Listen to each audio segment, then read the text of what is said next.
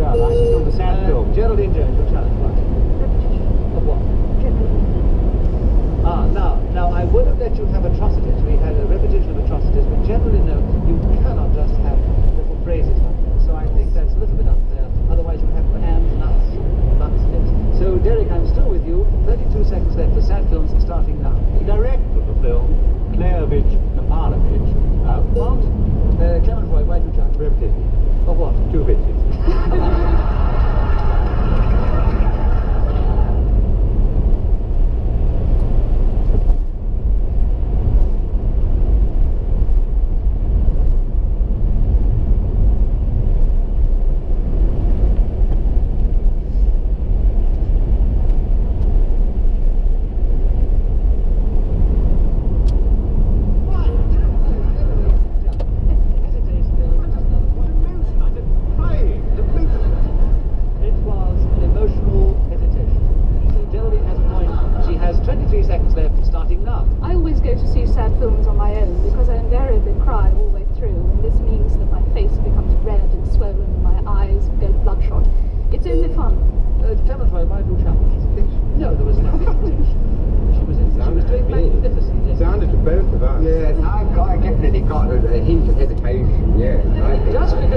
Sit the same side of the... Because I love him, that's why.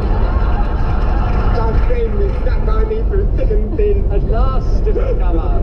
Yes. Geraldine, we are now back with you on the subject of sad films. You have gained another point. You have 13 seconds left, starting now. Sometimes I've been thrown out of the cinema during sad films. Derek Nemo, why do you challenge? Repetition of cinema.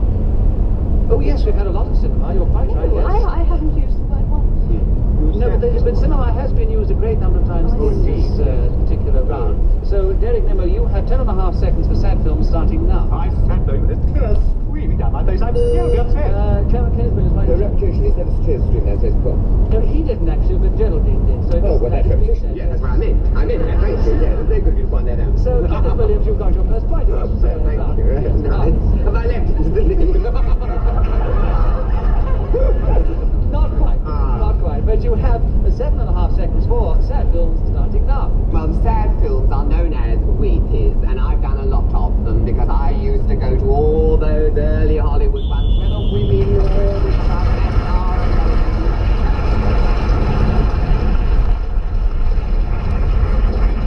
I'm at a disadvantage because I've got a creaking chair. I don't know if you're picking it up at all. I don't want you to think it's anything else. Kenneth, are you still continuing talking about sad films? Oh, I was just explaining. Oh, I see. Because we've actually finished now. You've gained 2 points. Right. We've got to the next round, and Geraldine Jones into that round is a slight lead over Derek Nimmo, and Geraldine begins the next round, and the subject is Charles I. Would you try and talk for 60 seconds on that subject, Geraldine, starting now? Charles I was a very strange gentleman, because according to the most... Kenneth, why do you challenge? Because it wasn't strange at all. It's deviation. He was the King of England. There's nothing strange about that.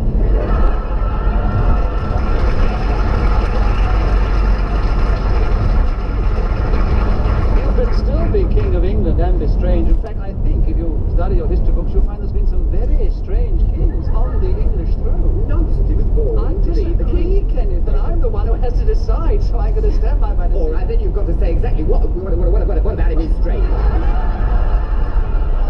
You're going to support that No, conclusion. I'm going to let Geraldine Jones say about what about him is strange. Well, she'll take hours. 56 seconds will do, Geraldine, and you continue now. According to a portrait of him, he has 3 faces, which I think is strange. On the other... Kenneth Williams, why This is deviation. True, the portrait does not depict him with 3 faces. The portrait simply shows him as a Van Dyke, or the three sides of him, that's all. That doesn't show him with 3 faces. She's inferring that it's one head with 3 faces on one head. It's rubbish. It's deviation. I'm going to put this to the audience. I'm not going to come in the middle of this. Do you agree with Kenneth Williams' challenge? And if you agree with it, will you please cheer? If you disagree, will you please boo? And will you all do it together now? I don't know. I'm going to decide the cheers had it. We're going to find out what you think about Charles I with an extra point, and with 52 seconds left, starting now. Charles I was the most remarkable king this country ever had, and of course he has left us with the most appalling sense of guilt ever since, because it was one of the occasions in this country when we all indulge in regicide, which is evil and wrong, and should never have occurred. If I'd been there, I'd have shouted out, "Stop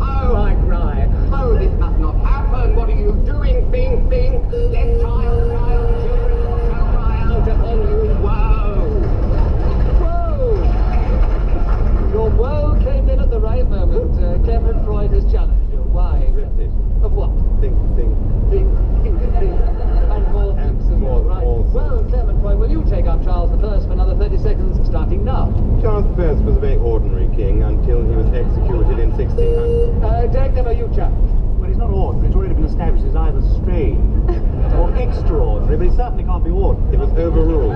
It is not. There's deviation.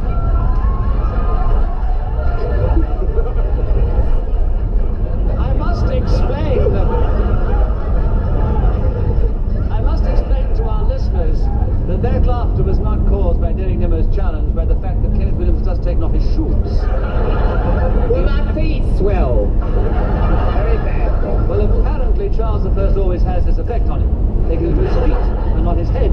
But we don't think, Derek Nimmo, back to the subject, that anything has been firmly established about Charles I in this particular round. So I'm still with Clement Freud, who has another point. He has 25 seconds left, starting now. Having succeeded James I, Kenneth Williams, why do you challenge? Because he must make it clear that he wasn't just James I. You see, he's James VI of Scotland as well. He was still James I of England. Oh, well, you're right, of course. Yes. He's very fair. He's very fair. So Clement Freud has another point, and he has 23 seconds left for Charles I, starting now. he ruled England for 39 years before he was executed and lost his head at the Tower of London, which gave rise to a Kenneth, you challenged Well, he again. didn't lose his head at the Tower of London at all. He was executed in Whitehall, outside the Inigo Jones banqueting hall. You're quite right, Kenneth.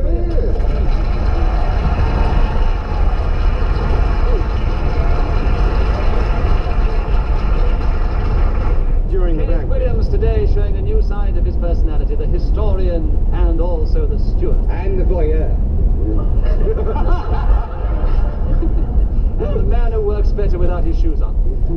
Tell me, Kenneth, do you always drink to the king across the water when you raise your glass? Never. I've got no time for all that rubbish. Once the line was established, I believe we should stick to it. All right, I let's don't stick to believe in this line selling. now, and you carry on with Charles I for 14 seconds, starting now. Well, one of the most gracious things I think that he said was on the scaffold when the bishop said, "How do you feel?" or something to that effect. And he said, "I go from a corrupt world to an incorruptible one where there will be no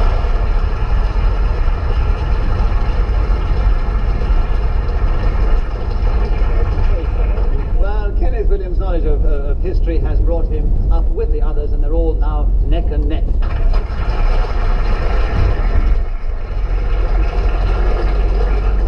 Clement Freud, will you begin the next round? The subject is flat hunting, and please begin now.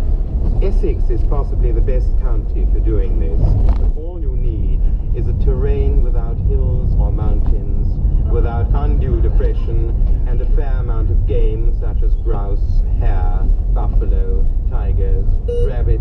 Kenneth Williams, why do you challenge? repetition, endless list of animals with no reason to Yes, now I think we've got to establish one thing. If you go on, you can have a list of anything and call it repetition. But unless you actually repeat the word, I don't think within this game we're ever going to get anywhere. If we That's true. Well, you've got to have the rules. You've got to have rules. You can't get on without them. That's quite true. So I'm not going to give any points for that. I'm going to ask Clement Freud to continue with 44 seconds left, starting now. Horses, cows, chickens, bantams, worms, Kenneth Williams, right? Deviation is all boring. It's got nothing to do with flat. I'm always boring. Nothing to do with flat. I think it's deviation, you see. I'm always boring. Was That's it not just- deviation. In this game it could be, but Kenneth Williams on this occasion has a point. He has the 37 seconds left, starting now. Well, of course, you've got to find your district, and having done that, you want to find the compatible. Derek number 5, you challenge. Revolution of 5. Yes. Yes, good, it is good, true. Good. Right? Very good point, I It is a trivial. I'll grant And the that. next trivial point, I'm not going to award a No, point you're to. quite right. So that's the last trivial person I have. That's the last trivial point I give to a trivial challenge. Derek Nimmo, 34 seconds, starting now. I look down the more popular newspapers, and there I see a desirable little residence to let. So I go round to the door, and I say, "Hello, what the how are you today?" They say, "Two comes." And then I say, "How nice, know my name." And they said, "You've got written in front of you." And I said, "How clever you to read." And so I go, and I say, "May I see the bath?" And I look round the bath. Absolutely beautiful, immaculate, lovely lavatory, lovely bath. Clement Freud. 3 baths. 3 what? Bathroom, bathroom, bath. Very well. All right, Clement Freud. 15 seconds for flat hunting. Bathroom. Lovely bath, lovely bathroom, lovely Said, lavatory. may I see the bath, first of all? That Look, we're not going to have any argument between us. Clement Freud has 15 seconds left for flat hunting, starting now. Many people spend an awful lot of time searching for accommodation, which is often advertised in shop windows, especially in the Knightsbridge and Bayswater districts. where the unfortunate... Gentlemen, why do you jump? Deviation. Why? Well, because he's obviously advertised in the Knightsbridge area, and he's got an interest in the area. Nothing to do with it. Clement Freud has another point. He has 5 seconds left for flat hunting starting now. Room to let, especially for 2 working women, is a popular phrase which you find.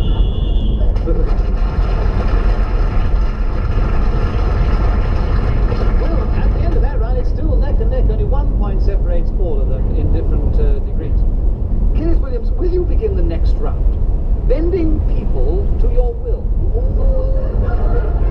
You seem to like the thought of that subject, Kenneth, so can you talk on 60 seconds on it starting now? The best way to do this is through affection. There are 2 ways, of course, to do it. One is to do it through fear. This is the way they accomplish it in the army and similar organizations. They make people do what they want because they frighten them.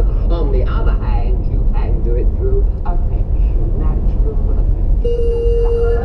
Clement Freud. The third affection. But yes, the natural affection is given to unnatural affection, isn't it? But you've had It's 3 still a repetition of affection, I'm sorry to say. Because Worked up and everything. you were enjoying it so much, Kenneth. So there are 40 seconds left for you, Clement Freud, bending people to your will starting now. Your Will is one of the best people for bending people that I've ever come across. He was born in 43 High Street, Southwell, Suffolk, and his full name was actually Bill Cross. He bent people all over the eastern counties Derek of Nimmo, England. you've challenged. Why? Repetition of bend. No, he said bent then, not bending. I'm so sorry. That's all right. So all that happens is, I'm afraid, if you don't concentrate, Clement Freud has another point, and there are 26 seconds left starting now. Throughout East Anglia, there are straight and honest people who've lost their shape entirely because of this villainous gentleman who has gone around inflicting his own particular... Derek Nimmo, you've challenged it. Hesitation after his own particular. Yes, he was. Yes, he was finding another way to bend his own particular. Well, Derek Nimmo, you have 14 seconds left for bending people to your will starting now. Every time I make a will, I go into my sister's office and I get 48 people all round the desk, and I say, Kenneth Williams, why Deviation is not talking about making a will, we were talking about bending. bending people to your will? they're just going to bend, if you'll give them a moment. I want them in a circle round it, you see. And they're all going to bend into your will. Bending people to your will. Oh, that's a very clever way, Derek Nimmo. So you have 9 seconds left. Another point to you starting now. This large group of people are foregathered. I say the word of command. 1, 2, 3, down they go. You see, when they're all on the ground, she's looking at you. I go round.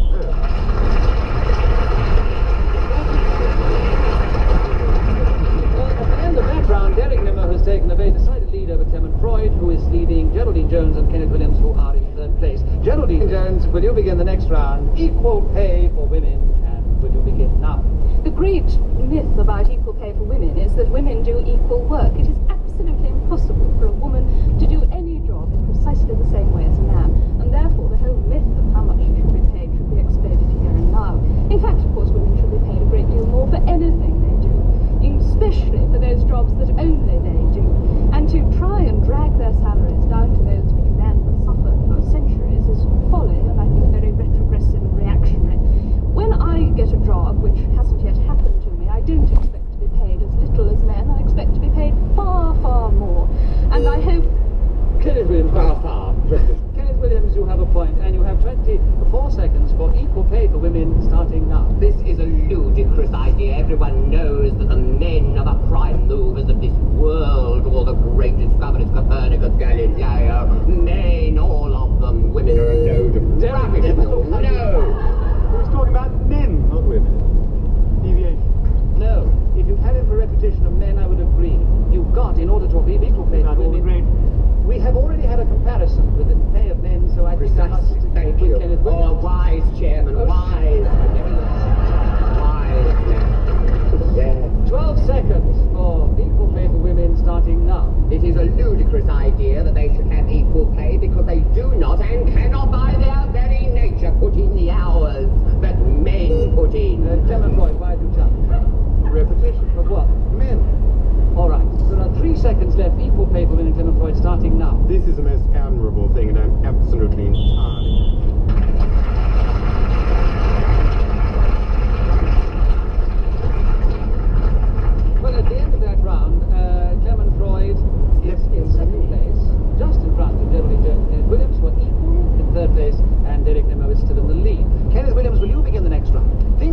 say to people on first acquaintance.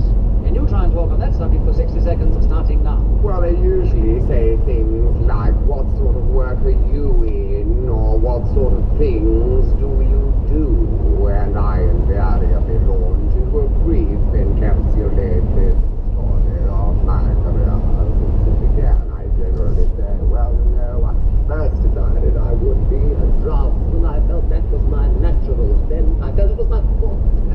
And then I say, no, I changed my mind because I realized that art was calling and the muse had lit upon my shoulder. And so I decided to go into utter hesitation. Clement Freud, you challenged. Hesitation. Hesitation, yes, because Kenneth Williams also told you. And there are another point to you. 22 seconds there. Things to say to people on first acquaintance, starting now. I never get people's names when I first meet them, so I tend to say to them, I didn't quite catch what you were called. And they say, my name is... Derek Nimmer, why do you challenge? Derek Nimmer, you have another point. Yes, people have two names. I'm afraid you can't get out of it that way, Clement. 13 seconds there. Things to say to people on first acquaintance, Derek, starting now. What I say is, have you interviewed a secretary? Or what do you write on holiday postcards? Do you like sad films? What about Charles I? Do you like making a speech? What about equal pay for women? Do you like flat hunting?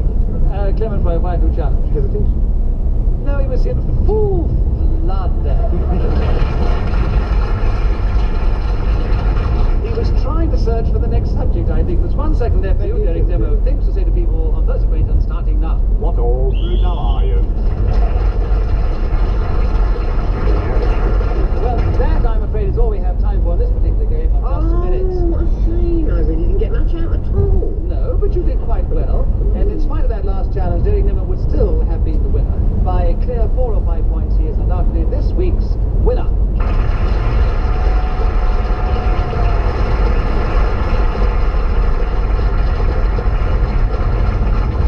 Clement Boyd was second, and Geraldine Jones and Kenneth Williams were equal in third place, a little way behind Clement. Well, that's all that we have time for, as I said before. We hope you've enjoyed this particular game of Just a Minute. From all of us here, goodbye. Goodbye.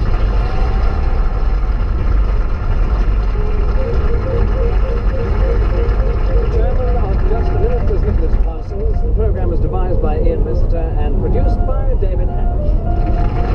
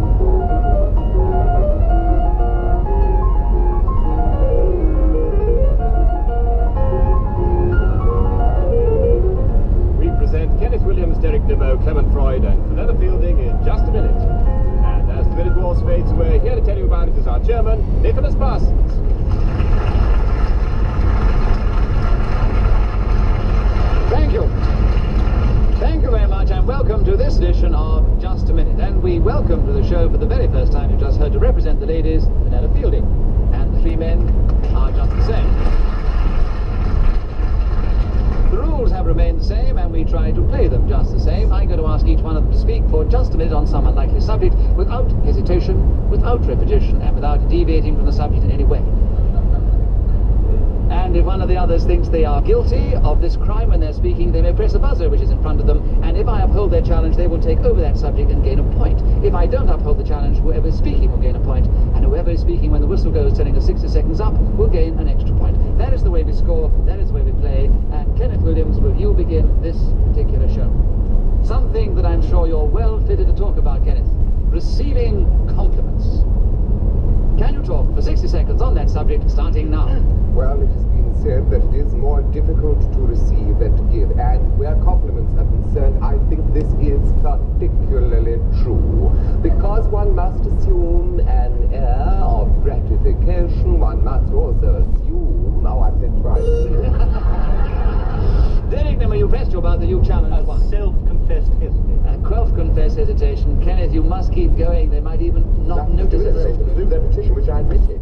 Oh, so well, that's all right. So you have a point. I don't go. No, it was not a hesitation. It was repetition. So Kenneth Williams keeps the subject, and there are 42 seconds left, starting now. But when the tribute is paid to one immediately... Derek Nimmer, you challenge this time. Repetition, 1 and 1 make 2. He did repeat one twice, so you have a point. Derek Nimmer, you take over the subject. There are 37 seconds left for receiving compliments, starting now. The first compliment that I received was when I was sitting on Coniston Water in a little rowing boat, and a man came alongside me in a sailing dinghy, one Hornet it was called. It was a rather nice classic sailing dinghy. He came alongside and he said to me, "What ho, what a jolly fellow you are." I said, "How civil of you to say that. How terribly kind. May I return a compliment to you?"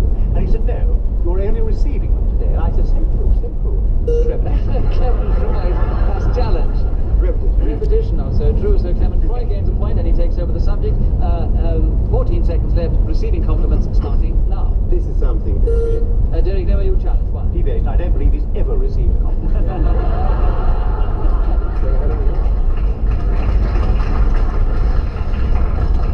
Well, that's a very good laugh and a very good challenge. But all that happens is Clement Troy has another point. He has 12 seconds for receiving compliments, starting now. This is something that Derek Nimmer thinks I very seldom receive, and in many ways he is right. Derek Nimmer, you're challenging one. I reinstate my previous challenge. He said I was right. That is definitely a very clever one. So, Derek Nimmer, you take over the subject, and there are 7 seconds for receiving compliments, Derek, starting now. The second time was in the Now, one Tuesday morning at 7:30. I was up very early, and this fellow came alongside me, and he said, "Hello."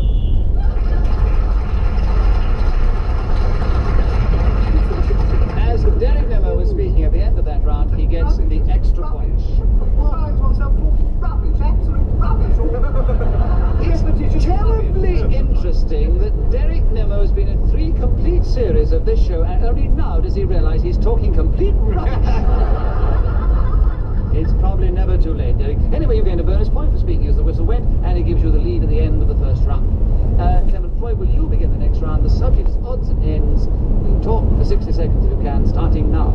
Odds and ends is a name given to numbers like 1, 3, 5, 7, 9, and to words that come at the termination of a sentence, a book, a page, possibly even a chapter. But more often than not, by odds and ends, people mean some conglomeration of articles or materials or instances for which they can find no other collective name. I have, for instance, heard my mother say, "Where did I put the odds and ends?" at which my father hit her. This was an embarrassing occasion. But more than often... yes, Derek Nimmer, challenge, right.